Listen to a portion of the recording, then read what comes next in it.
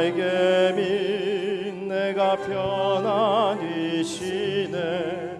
밤 깊고 비바람 불어쳐도 아버지께서 날 지켜주시니 거기서 편안히 쉬리로다.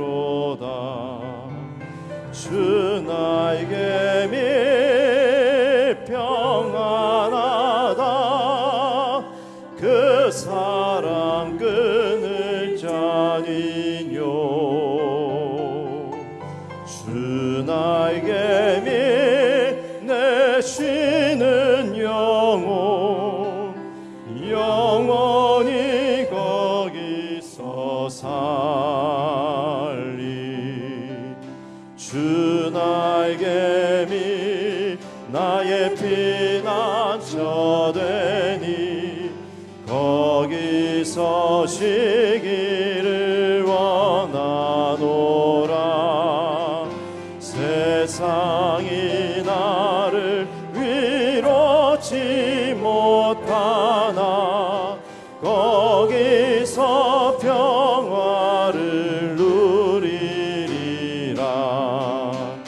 주 나에게 미 평안하다. 그 사랑 끊을 자니뇨. 주 나에게 미 내 쉬는 영혼 영원히 거기서 살리. 주 나에게 미 참된 기쁨이 있네.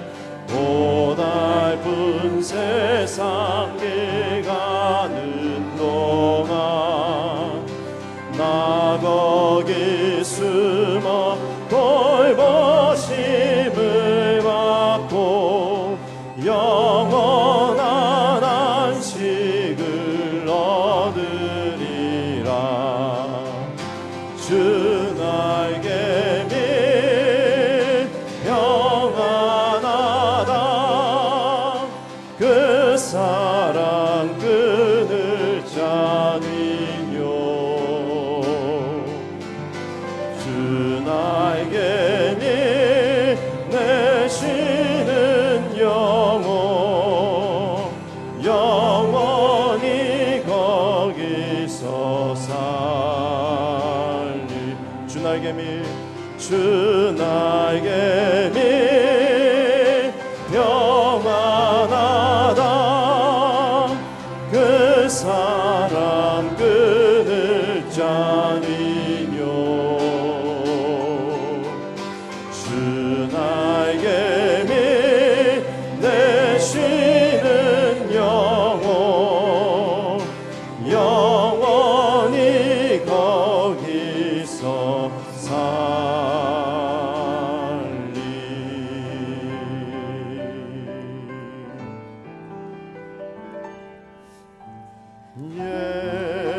예수 사랑합니다. 사랑합니다. 온 마음 다하여 오직 주님 한 분만 간절히 더 원합니다. 예수 사랑합니다. 예수 사랑합니다. 사랑합니다. 온 마음 다하여 오직 주님 한 분만 간절히 더 원합니다. 넘쳐나네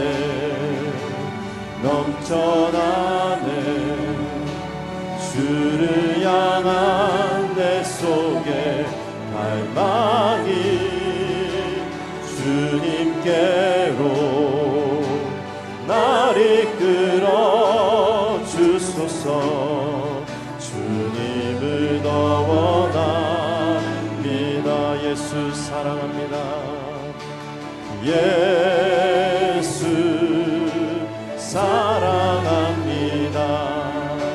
사랑합니다. 온 마음 다하여 오직 주님 한 분만 간절히 더 원합니다. 넘쳐나네 넘쳐나네 넘쳐나네 주를 향한 내 속에 갈망이 주님께로 날 이끌어 주소서. 주님을 더 원하 넘쳐나네 넘쳐나네 넘쳐나네 주를 향한 내 속에 갈망이 주님께로 날 이끌어 주소서. 주님을 더 원합니다. 예수 사랑합니다. 사랑합니다. 온 마음 다하여 오직 주님 한 분만 간절히 더 원합니다. 예수 사랑합니다.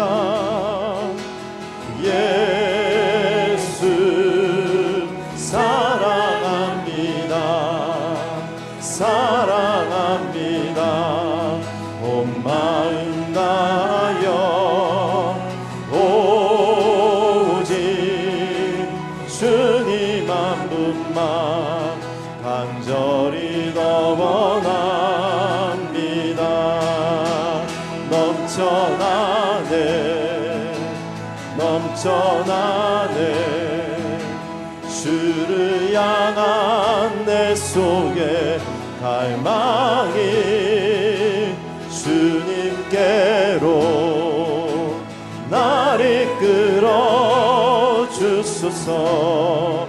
주님을 더 원하 넘쳐나네 넘쳐나네 넘쳐나네 주를 향한 내 속에 갈망이 주님께로 날 이끌어 주소서. 주님을 더 원합니다.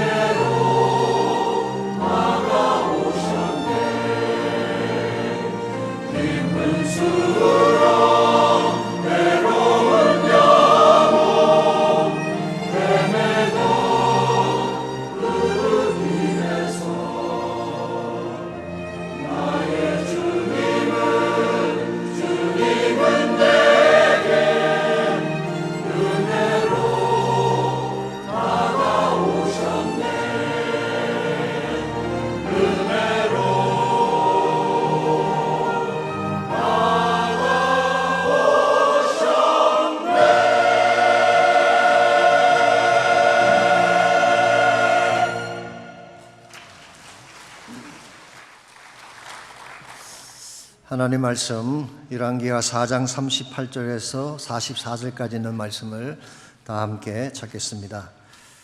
우리 계속해서 열왕기하 말씀 함께 묵상합니다. 오늘은 38절에서 44절까지를 한 절씩 교독합니다.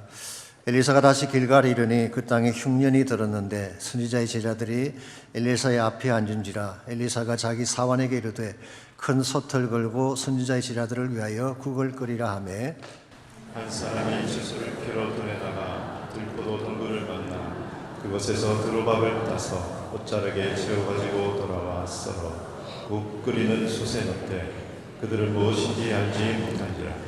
이에 퍼다가 무리에게 주어 먹게 하였더니 무리가 국을 먹다가 그들이 외쳐 이르되 하나님의 사람이여 솥에 죽음의 독이 있나이다 하고 능히 먹지 못하는지라.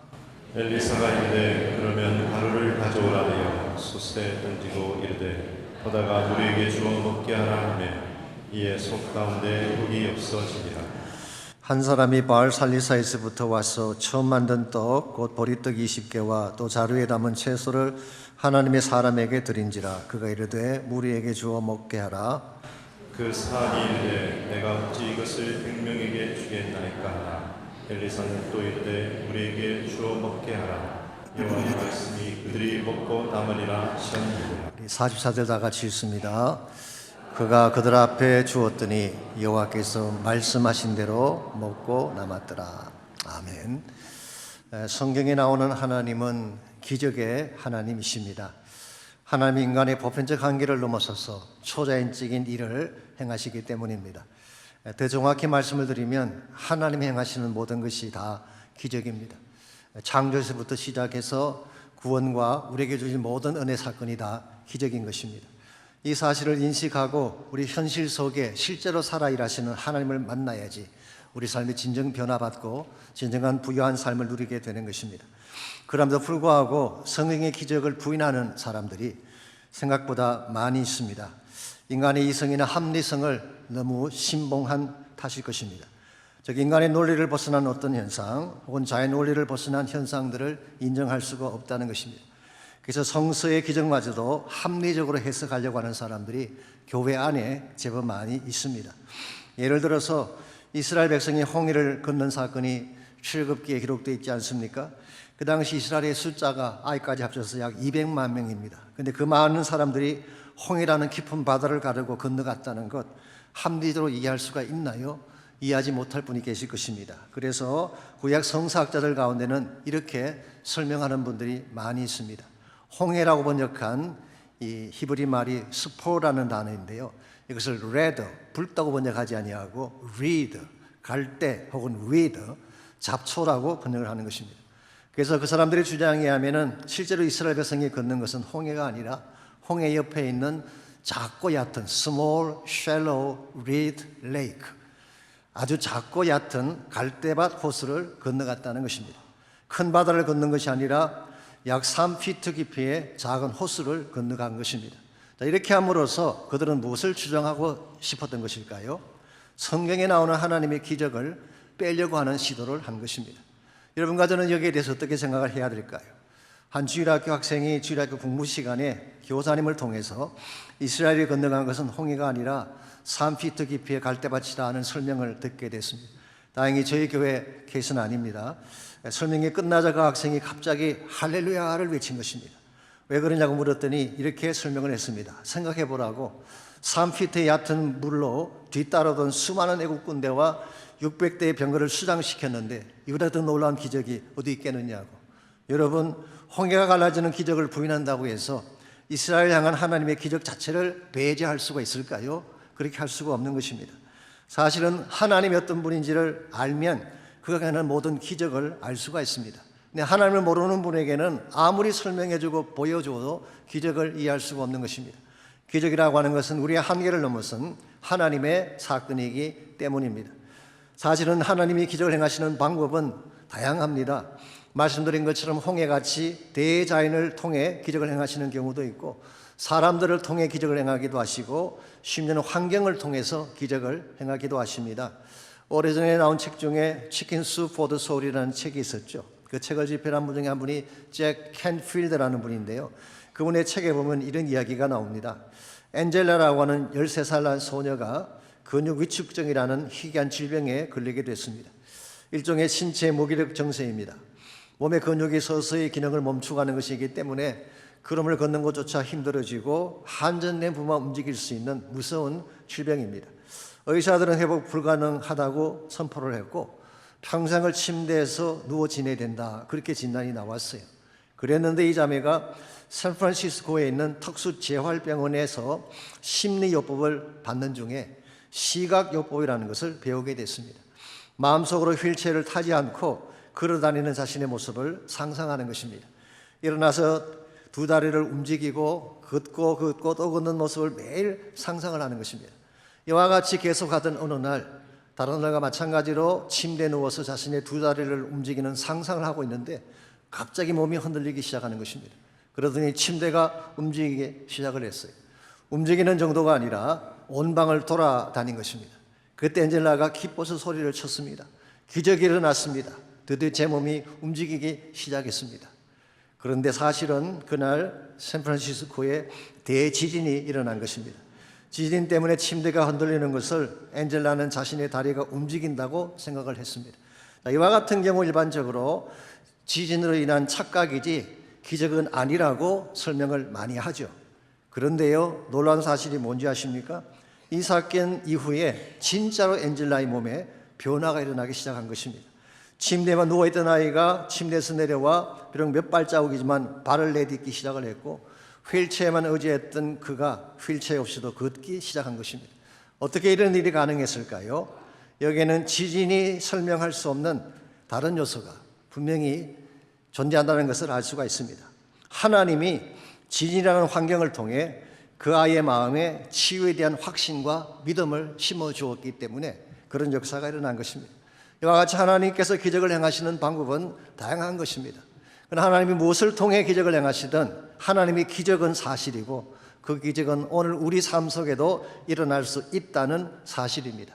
여러분, 이 사실을 인정하고 하나님께로 나와야지 하나님의 기적이 나의 사건이 되는 것입니다. 오늘 여러분의 인생 가운데도 수많은 문제가 있을 것입니다. 우리 힘으로 감당할 수 있는 문제도 있겠지만 우리의 손을 떠나 우리 힘으로는 할 수 없는 불가능의 문제도 분명히 있을 것입니다. 이와 같은 때에 필요한 것이 바로 하나님의 개입이고 하나님이 주시는 기적 사건인 것입니다. 우리가 인생을 살아가면서 무슨 문제를 당하든지 하나님의 개입을 통해 실제적인 기적을 체험하려면 과연 무엇이 필요할까요? 오늘 본문을 통해서 이 사실을 함께 나눠보려고 합니다. 오늘 같이 지금 본문에 보시면 엘리사가 행했던 두 개의 기적이 오늘 본문에 기록이 되어 있습니다.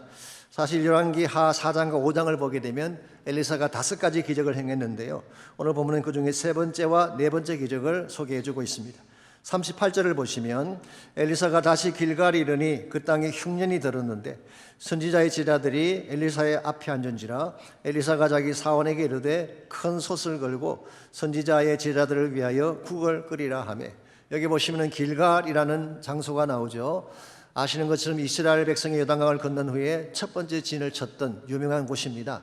사무엘 시대부터 이곳에 선지자들을 양성하는 학교가 있었던 것 같습니다. 그래서 사무엘도 이곳으로 와서 순회 사역을 했던 기록이 있고요, 엘리사도 순회 사역을 하던 중에 아마도 이 장소를 들렸던 것 같습니다. 여기에 살고 있는 선지학교의 학생들은 사실은 바알 숭배에도 불구하고 신앙의 순결성을 지켰던 소위 말하는 남은 자들이라 그렇게 부를 수 있어요. Remnant Community, 남은 자들의 공동체다, 그렇게 표현할 수가 있습니다. 그런데 이와 같이 정결하게 신앙을 지킨 그 지역에도 흉년이 찾아온 것입니다. 여기서 흉년이라고 하는 것은 한국의 보릿고개하고는 다른 것입니다. 모든 농작물이 다 죽고 먹을 것이 없는 기근의 상태, 페민을 말하는 것입니다. 이렇게 말씀을 드리면 혹시 여러분 가운데 이런 반문을 하실지 모르겠어요. 아니, 믿음의 공동체, 하나님의 경건하게 지켰던 사람들 무리 속에 기근이 찾아오다니요, 그렇게 반문하실지 모르지만요, 여러분 신앙 공동체에도 기근은 찾아올 수가 있습니다. 근데 한 가지 큰 차이점은 이것입니다. 기근이 찾아올지라도 하나님은 그 기근마저도 기적을 베푸셔서 극복하게 만드신다는 거예요. 이것이 오늘 본문에 기록된 핵심 사상이라고 볼 수가 있겠습니다.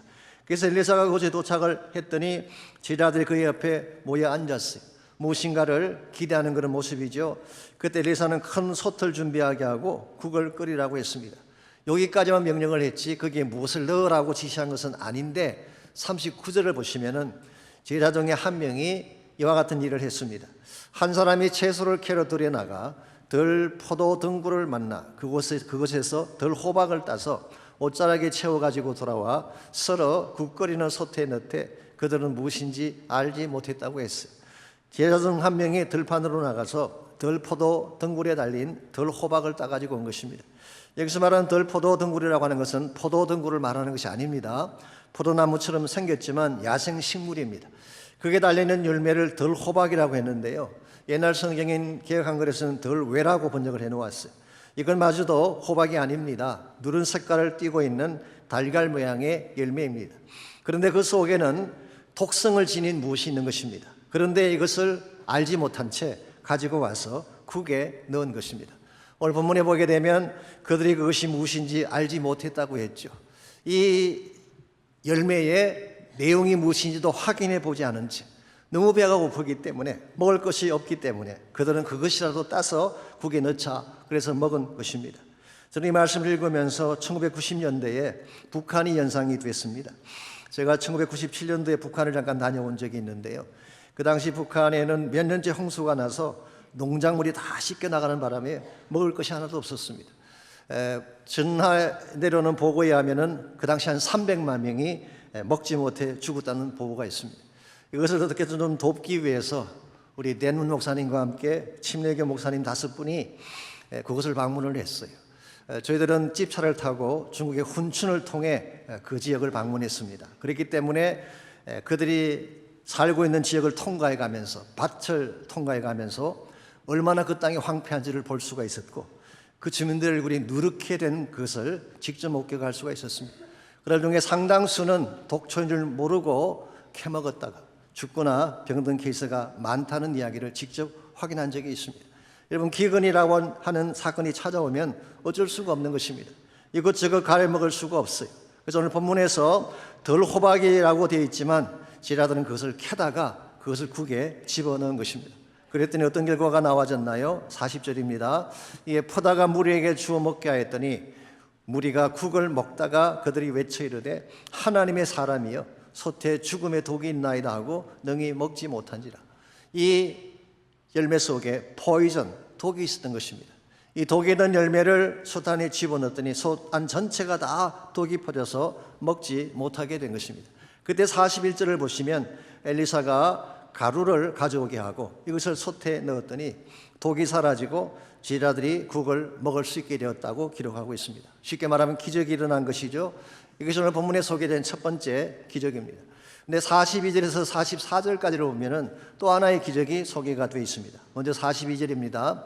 한 사람이 바알 살리사에서부터 와서 처음 만든 떡, 그 보리떡 20개와 또 자루에 담은 채소를 하나님의 사람에게 드린지라. 그가 이르되 무리에게 주어 먹게 하라. 여기 보시면은 바알 살리사라는 지역이 나와 있죠. 이 지역은 교부들이 하면은 유세비우스나 제론 같은 교부들이 하면은 벳 살리사라고 해서 새 계곡의 집이라고 불려지던 비옥한 장소라고 합니다. 그리고 그 장소는 길갈에서 멀지 않은 곳에 있다고 합니다. 그래서 거기에 있던 어떤 한 사람이 처음 만든 보리떡 20개, 소위 말하면 첫 소산이죠. 이것을 엘리사에게 가져온 것입니다.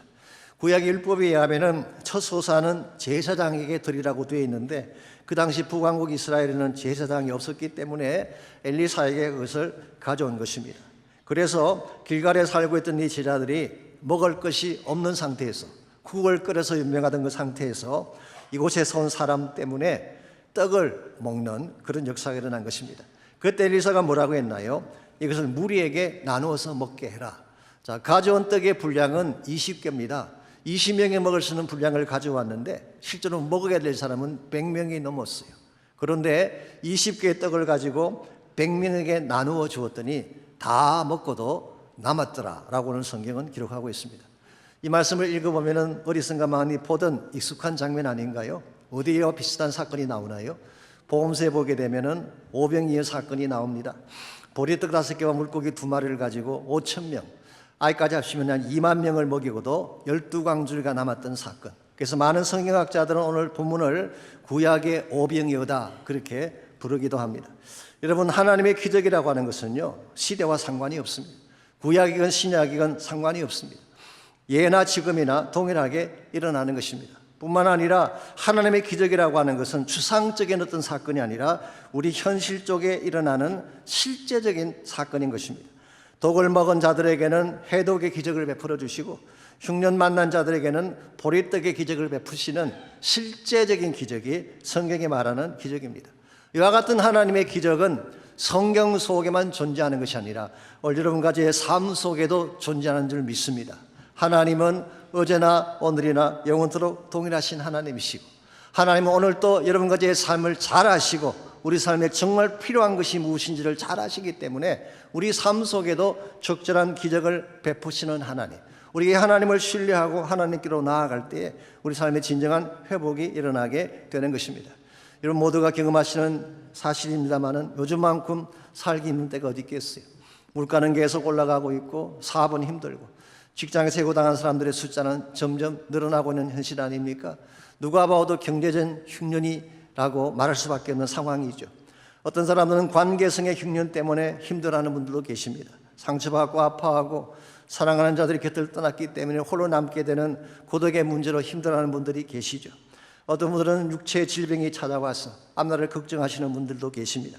우리 모두에게는 흉년이라고 하는, 우리는 원치 않았지만 기근이라고 하는 사건이 찾아오는데 이 흉년이 찾아왔을 때에 어떻게 하면 이 문제를 해결하고 참된 축복을 향해 나아갈 수가 있냐는 것입니다.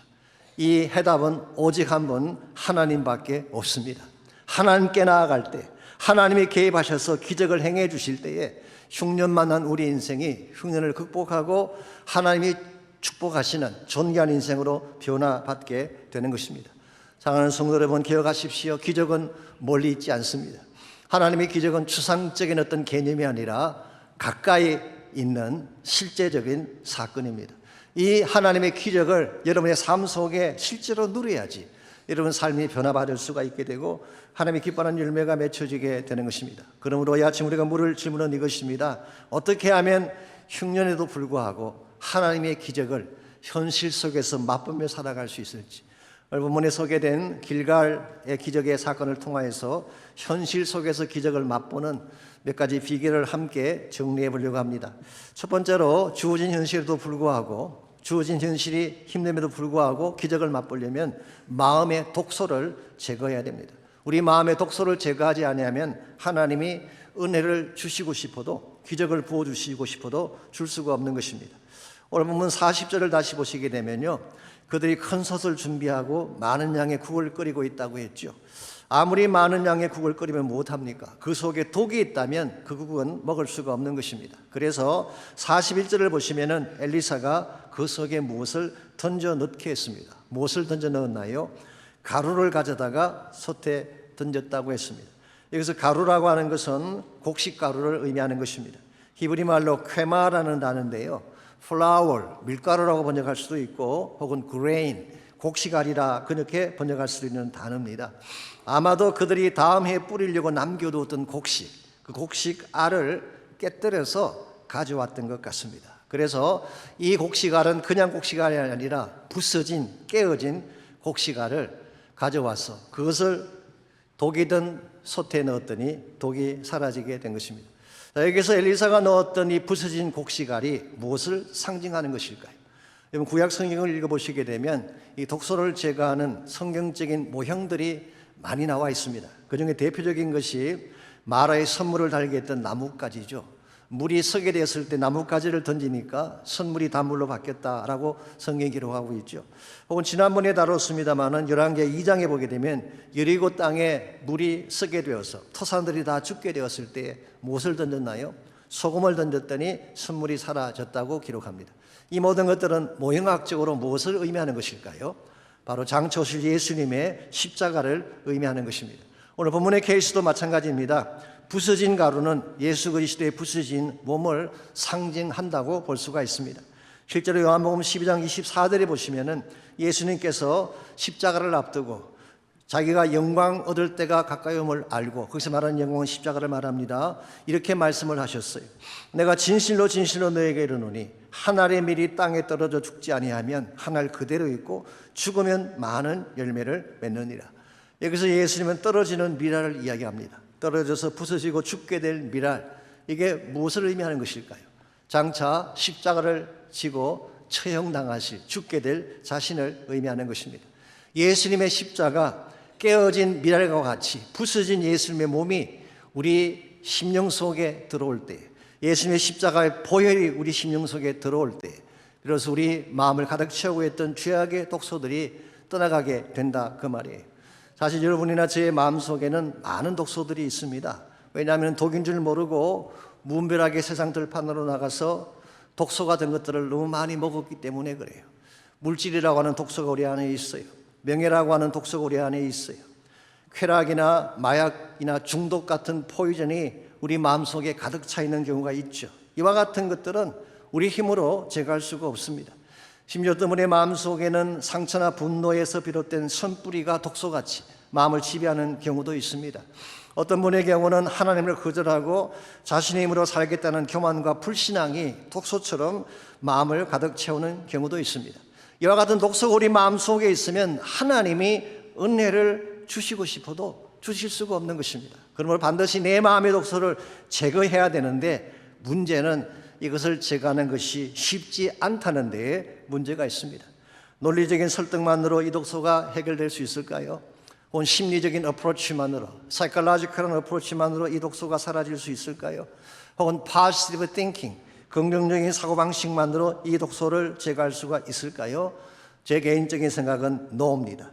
우리를 묶고 있는 죄의 본성이라고 하는 것은 우리가 생각하는 것보다 훨씬 더 강력하고 힘이 있기 때문에 그런 것입니다.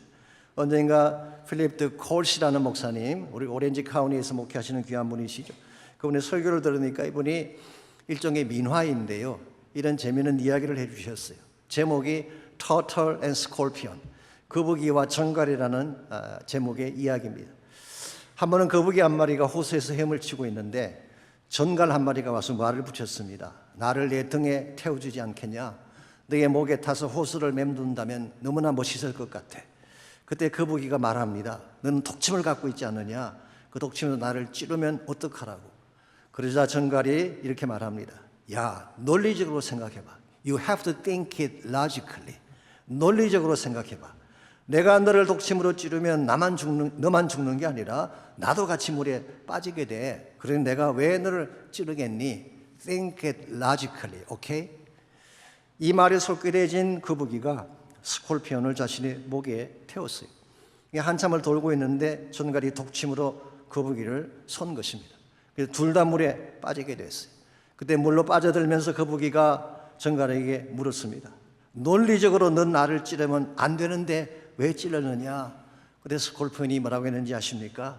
It's nothing to do with logic. That's my nature. 이건 로직과 아무 상관없는 거야. 논리와 아무 상관없는 거야. 그건 나의 본성이야. 여러분, 죽는 줄 알면서도 찌르는 것, 이것이 전갈이 가진 본성이라는 거예요. 사실 이것이 우리 모두가 가지고 있는 죄의 본성입니다. 하면 안 되는 걸 뻔히 알면서도 합니다. 먹으면 안 되는 걸 알면서도 먹잖아요. 뻔히 죽는 줄 알면서도 그 길을 갈 때가 있지 않습니까? 우리 마음속에 있는 전갈의 본성 때문에 그런 것입니다. 사랑하자, 미워하지 말자, 선뿌리를 제거하자, 그렇게 이야기하지만 잘 되나요? 안 됩니다. 담배 피지 말고 술 먹지 말고 마약 도박 다 끊고 건강하게 살자 결심한다고 되나요? 안 되는 경우가 더 많이 있죠. 대인관계도 마찬가지입니다. 착한 말, 좋은 말하고 살자라고 결심을 하지만 만나면 또 찌르는 말, 상처 주는 말을 하잖아요. That's nothing to do with the logic. 우리의 논리와 우리의 이성과 아무 상관이 없어요. That's my nature. 우리 모두가 가지고 있는 본성인 것입니다. 그러므로 내 마음속에 전갈의 마음을 가지고 있으면서 어떻게 착한 양의 삶을 살 수가 있냐 그 말이에요. 그러므로 정말 변하려면 우리의 본성이 바뀌어져야 되는데, 다시 말씀드리지만 이 본성을 바꾸는 것이 쉽지 않다는 거예요. 더 정확히 말씀드리면 우리의 힘으로 절대로 바꿀 수가 없습니다. 그래서 하나님의 손길이 필요한 것입니다. 구체적으로 말씀을 드리자면 예수 그리스도의 십자가의 능력이 필요해요. 내 안에는 죄짐을 처리하는 길은 예수님의 보혈밖에 없습니다. 그리고 성령께서 임재하셔서 나의 마음을 장악해 주실 때에, 그래서 내 마음에 있는 독소가 다 처리되게 되고 깨끗하고 밝은 마음이 되는 것입니다.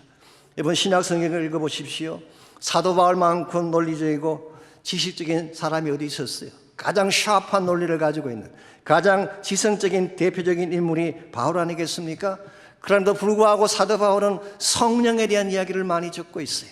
성령으로 하지 않고는 누구도 예수를 주라 고백할 수 없다고 말씀하셨고, 성령의 능력을 받지 아니하고는 내 안에는 죄의 체인을 끊을 수 없다, 절대로 자유할 수 없다는 말씀을 선포했잖아요. 이유가 무엇일까요? 인간의 의지의 한계를, 지성의 한계를, 논리의 한계를 누구보다 더 철저하게 경험했기 때문에 그렇게 말씀을 한 것입니다. 오늘 여러분과 저의 삶도 마찬가지입니다. 나의 논리 믿지 마십시오. 나의 자존심 너무 내세우지 마세요.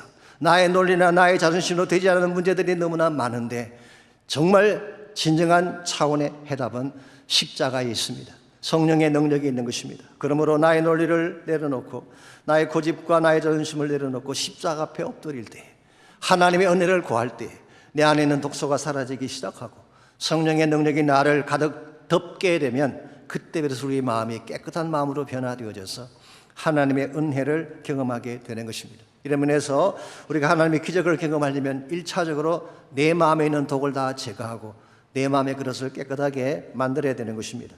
두 번째로 주어진 현실 속에서 기적을 맛보려면 소중한 헌신이 필요합니다. 우리가 하나님께 소중한 헌신을 드리지 아니하고 하나님 사이의 기적을 맛보는 것은 있을 수가 없습니다. 오늘 본문을 보시게 되면, 자, 마음의 독소를 제거한, 소태의 독소를 제거한 그 하나님께서 이제 제자들에게 보리떡을 먹게 하십니다. 그런데 이 기적이 어디서 시작되었나요? 42절을 다시 보겠습니다. 여기 한 사람이 나오죠. 이 한 사람은 바알 살리사에서 왔다고 기록이 되어 있습니다. 여기까지예요. 이 사람의 이름은 나와 있지 않습니다. He is anonymous, 무명으로 소개가 되고 있어요. 이 사람은 바알 살리사에서 떡을 가지고 왔다는 사실만 소개하지 자기의 이름이나 자기의 명성을 절대로 나타내고 있지 않습니다. 성경을 공부하시게 되면요, 성경 속에는 자기 이름을 드러내는 유명한 인물들도 물론 많이 있지만 이름을 밝히지 않고도 중요한 역할을 했던 무명의 헌신자들도 많은 것을 볼 수가 있습니다. 그 대표적인 것이 방금 소개해드렸던 오병이의 케이스 아니겠어요? 들판에 굶주린 수만의 사람들을 먹였던 한 어린아이 이름은 나와 있지 않아요. 네 집 아들인지 어느 집 가문인지 나와 있지 않아요. 무명이에요. 누가복음 10장에 보면은 선한 사마리인이 나오는데요, 정말 헌신적으로 강론 만난 자를 도왔던 사람 아닙니까? 그런데 그의 이름은 나와 있지 않습니다. 어떤 사마리아인이라고만 표기가 되어 있습니다. 오늘 본문의 경우도 마찬가지죠. 바알 살리사에서 온 어떤 사람, a certain man이라고만 되어 있지 다른 것은 소개되어 있지 않습니다. 그럼에도 불구하고 이 사람이 하나님 앞에 올려드렸던 첫 소산, 엘리사에게 드렸다고 했지만 사실 하나님께 올려드린 것이죠. 하나님께 올려드린 그 첫 소산이 굶주림 가운데 있던 100명의 제자들을 먹이고도 남는 기적의 도구가 된 것입니다. 이걸 보게 되면 하나님은 하나님 자신의 힘으로 충분히 기적을 행하실 수도 있지만 우리를 통해 기적을 행하시는 것을 발견할 수가 있습니다. 우리를 통해 하나님의 기적을 행하신다는 것은 사실은 은혜인 것입니다. 나 같은 작은 존재가 하나님께 쓰임받는 것 자체가 은혜 아니고 뭐겠어요? 누가복음 1장 28절에 보시면은 하나님의 은혜를 경험했던 마리아에 대한 이야기가 나옵니다. 아시는 대로 마리아가 처음 아기를 잉태한다는 소식을 가브리엘로부터 듣게 되지 않습니까? 근데 가브리엘이 마리아의 집을 방문했을 때 첫 번째 한 말이 이렇게 기록되어 있어요. 은혜를 받은 자여 평강할지어다. 이제 가브리엘은 이 처녀가 잉태하여 아들 낳을 것을 선포하기 위해서 왔는데요, 처녀가 잉태하는 것이 어떤 면에서 은혜인가요?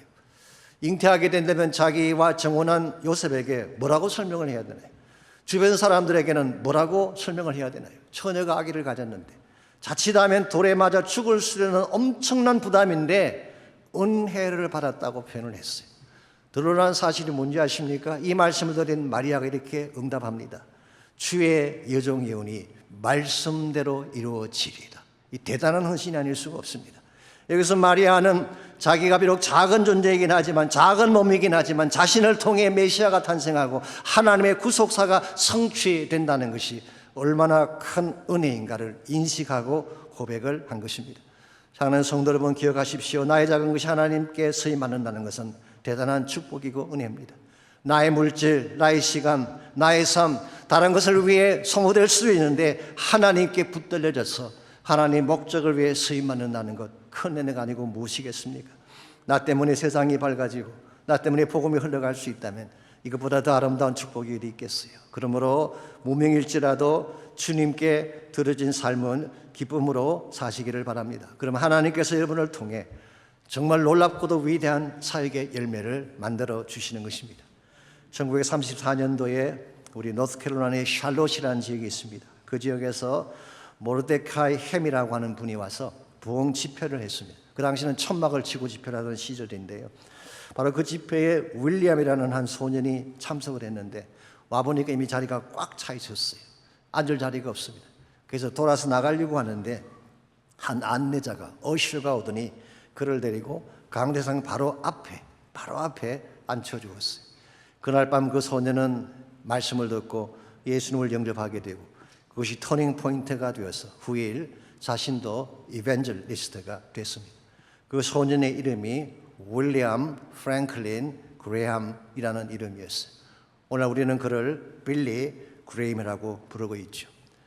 미국과 전 세계 수억의 사람들에게 그리스도를 이끈 봉사가 그날 밤 탄생한 것입니다.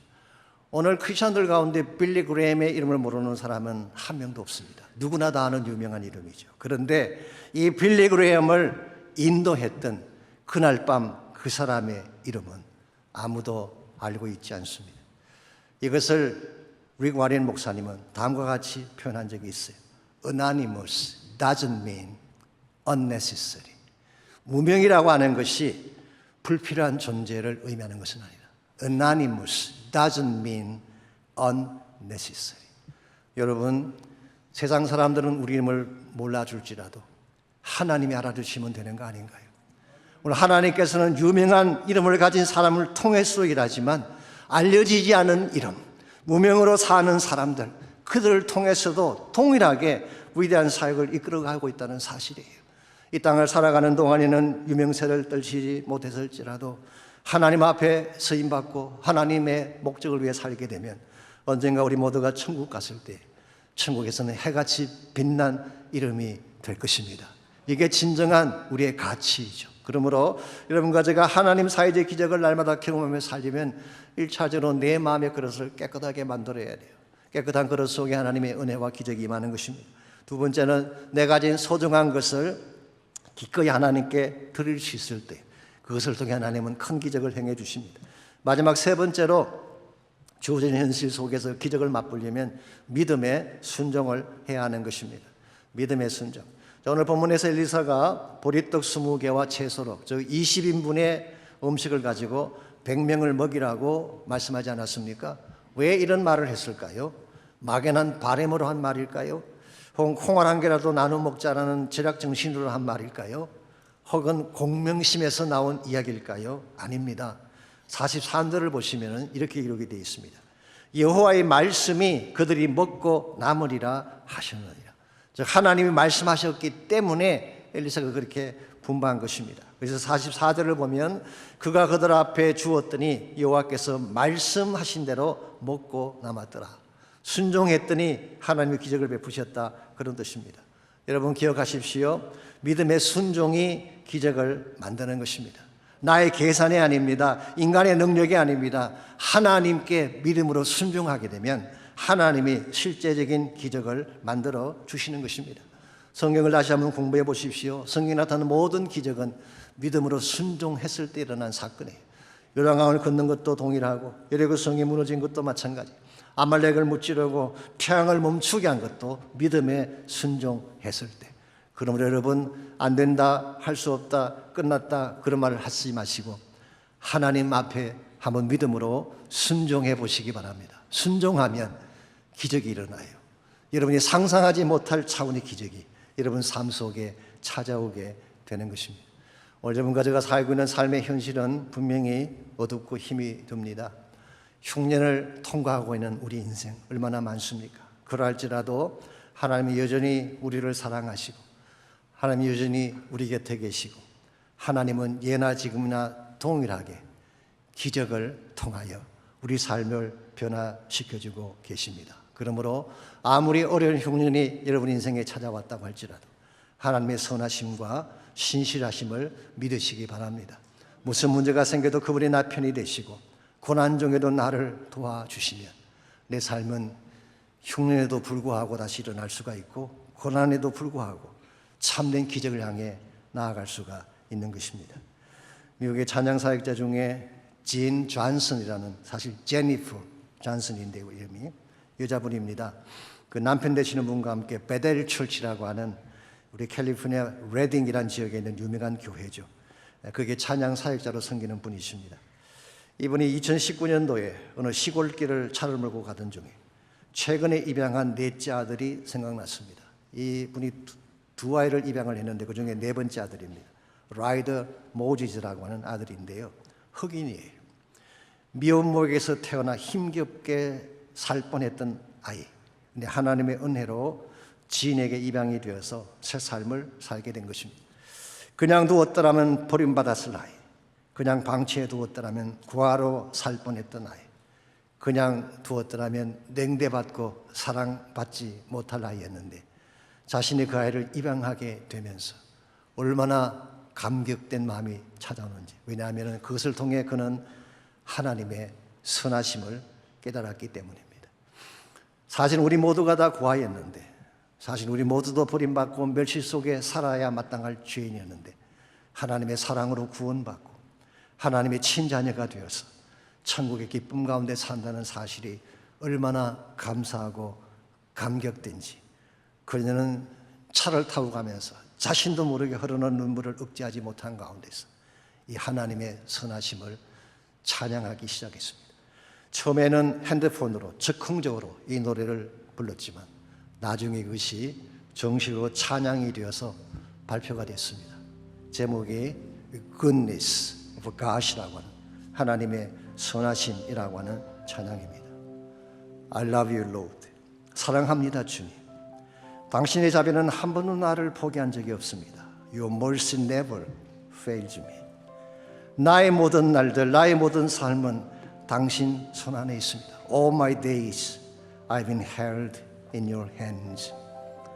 눈을 뜨는 아침부터 잠들기까지, From the moment that I wake up until I lay my head.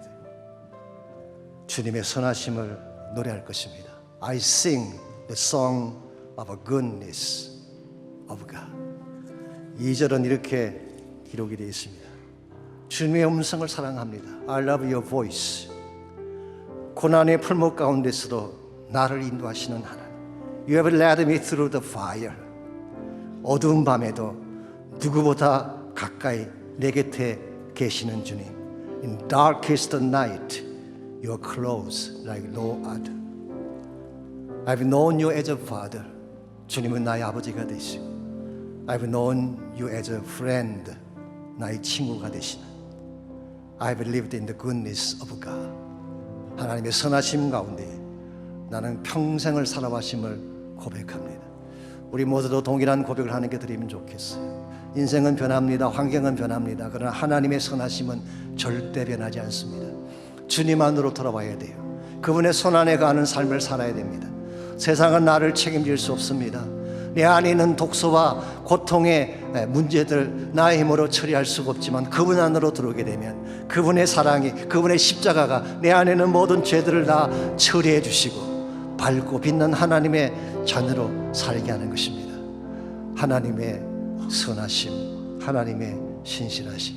우리 다 함께 찬양하고 기도하고 예배를 마치면 좋겠습니다.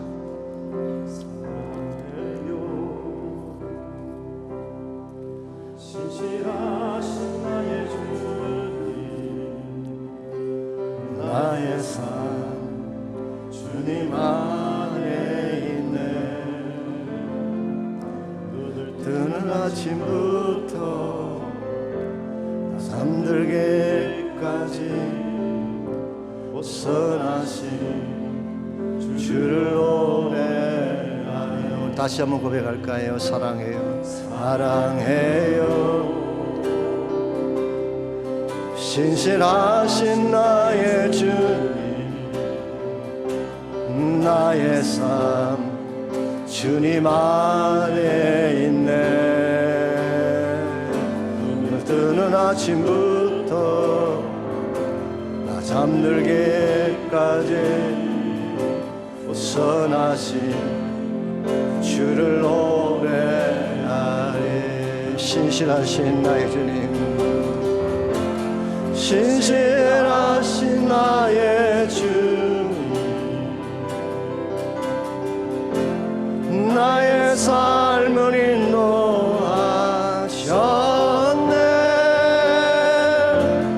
나의 모든 것과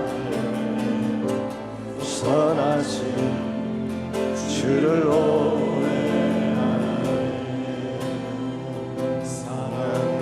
우리 다 일어나서 함께 고백합니다. 나를 인도하신 주님, 고난 중에도 나와 함께 하셨네. 내 아버지시며 내 친구 되신 주, 나의 삶 주님 안에. 우리 다시 한번 고백할까요? 사랑해요, 사랑해요. 나를 인도하신 주님, 나를 인도하신 주님, 고난 중에도 나와 함께 하셨네. 내 아버지 되시며 내 친구 되신 주, 나의 삶 주님 안에 있네. 신실하신 나의 주님, 나의 삶을 인도하셨네. 나의 모든 것 다 선하신 신실하신 나의 주님, 신실하신 나의 주님, 나의 삶을 인도하셨네. 나의 모든 것 다 선하신 주를 다시 한번 고백합니다. 신실하신 나의 주님, 신실하신 나의 주님, 나의 삶을 인도하셨네. 나의 모든 것 다 선하신